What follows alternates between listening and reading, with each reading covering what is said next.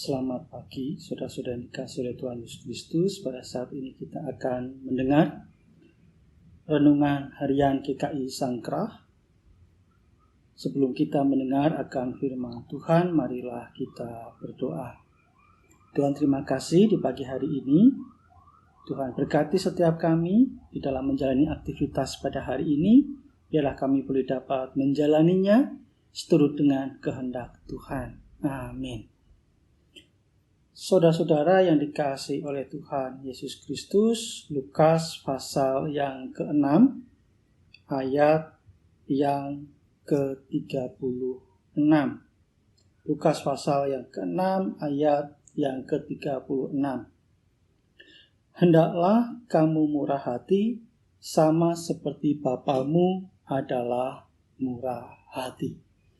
Saudara-saudara yang dikasihi oleh Tuhan Yesus Kristus, kita tentu pernah mendengar cerita tentang Yusuf yang dijual oleh saudara-saudaranya. Sebenarnya Yusuf punya alasan yang kuat untuk membenci, atau memperlakukan saudaranya tidak baik. Karena dulu Yusuf juga pernah diperlakukan buruk, karena saudara-saudaranya menjualnya. Tetapi menarik saudara-saudara bahwa Yusuf tidak membalas perbuatan saudara-saudaranya itu. Ia justru mengampuni saudara-saudaranya. Kenapa bisa demikian? Karena Yusuf memaknai bahwa apa yang telah dialami itu adalah bagian dari rencana Allah untuk memulihkan keluarga dan bangsanya. Menolong keluarga dan bangsanya.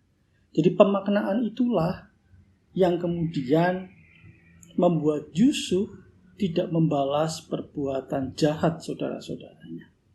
Ia justru mengampuni karena ia memberi makna bahwa apa yang telah dialaminya di masa lalu untuk sesuatu yang baik. Jadi dari sini kita bisa melihat bahwa apa yang kita pikirkan, apa yang cara pandang yang kita bangun di dalam pikiran kita itu menentukan sikap kita dalam merespon sebuah realitas. Jadi kalau pikiran kita baik dalam memaknai realitas itu dalam kacamata yang baik, maka respon kita terhadap realitas itu juga akan baik. Tetapi sebaliknya, kalau pikiran kita, pemaknaan kita buruk terhadap realitas, otomatis respon kita, sikap kita terhadap realitas itu juga buruk. Nah, bagaimana dengan bacaan kita pada saat ini? Kalau kita mau melihat mulai dari ayat 27 sampai dengan ayat yang ke-36, kita bisa melihat bahwa Yesus tidak mengatakan bahwa setiap pengikut Kristus itu harus memiliki ciri khas. Apa itu ciri khasnya? Yaitu memiliki kemurah hatian. Memiliki kasih kepada siapa? Kepada semua orang. Termasuk kepada orang yang jahat sekalipun. Mengasihi musuh-musuh yang telah menyakiti kita. Kasih seperti apa? Kasih yang tulus. Kasih yang tidak memakai ukuran untung dan rugi. Misalnya ketika kamu telah membantu seseorang, kamu telah memberikan sesuatu kepada seseorang, jangan minta balik lagi. Jangan minta dibalas. Ketika kita sudah berbaik sama orang, ya sudah. Tidak perlu mengharapkan apapun, termasuk kepada orang yang membenci kamu, termasuk pada orang yang telah menyakiti kamu. Ini hal yang menarik saudara-saudara, bahwa menjadi orang Kristen itu memiliki ciri khas, yaitu hidup di dalam kemurah hatian. Ini bukan saran, tetapi ini sebuah perintah yang mau tidak mau itu harus lakukan. Sehingga kemurahhatian itu bukan sikap moral yang bersifat opsional, tetapi kemurahhatian adalah sebuah sikap moral yang harus dilakukan sebagai orang Kristen karena hukumnya wajib. Nah, dari sini Tuhan Yesus juga hendak mengatakan bahwa itulah yang membedakan kita. Orang yang percaya kepada Tuhan dengan orang yang tidak percaya kepada Tuhan. Jadi Tuhan Yesus mengharapkan kita itu memiliki laku hidup yang berbeda dari yang biasanya. Di sana dikatakan, kalau kamu berbuat baik kepada orang yang berbuat baik kepadamu, apa jasamu? Orang berdosa juga melakukan hal yang sama. Kalau kamu berbuat baik dan kamu meminta kembali, apa jasamu? Orang berdosa juga begitu. Apa kemudian yang membedakan antara kamu dengan orang yang berdosa? Sehingga Yesus ingin kita memiliki sesuatu yang berbeda daripada yang lain. Nah, itu yang pertama, saudara-saudara. Yang kedua adalah bagaimana Yesus menempatkan kita itu sebagai anak. Hubungan antara manusia dengan Bapa itu dihubungkan seperti hubungan Bapa dan anak. Kita tahu bahwa Bapa dan anak itu memiliki DNA yang sama. Memiliki sikap, karakter, atau mungkin ciri-ciri wajah yang sama. Sehingga mungkin kalau orang ingin tahu bapak saya seperti apa, ya cukup lihat wajah saya. Sedikit banyak ya seperti itulah. Gitu ya.